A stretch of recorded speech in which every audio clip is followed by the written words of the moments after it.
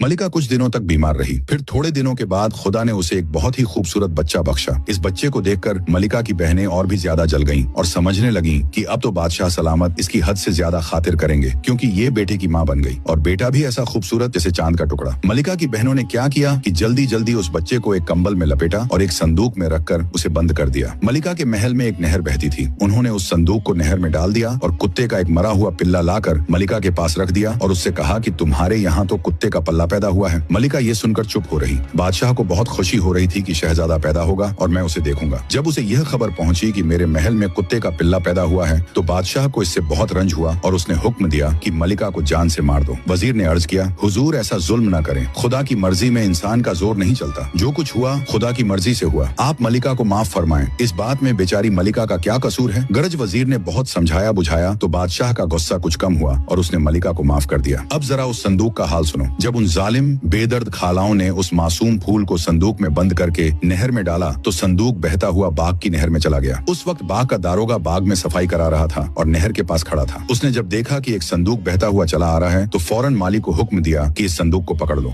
माली संदूक को लेकर दारोगा के पास आया। जब दारोगा ने संदूक खोला तो क्या देखता है कि एक खूबसूरत फूल सा बच्चा उस संदूक में पड़ा अपना अंगूठा चूस रहा है। दारोगा समझ गया कि ये बच्चा महल की तरफ से बहता हुआ आया है और महल की किसी बेगम का है। मगर उसने सोचा, मुझे क्या जरूरत है कि इस बच्चे का हाल पूछूं? मेरी कोई औलाद न थी। खुदा ने अपने फजल से मुझे ऐसा खूबसूरत बेटा बख्शा। वो उस बच्चे को लेकर अपनी बीवी के पास गया और कहा, लो बीबी, अल्लाह ने हमें फर्जंद बख्शा है। दारोगा की बीवी ने बहुत मोहब्बत से उस बच्चे को गोद में लिया, उसे अच्छे अच्छे कपड़े पहनाए और बहुत आराम से पालने लगी।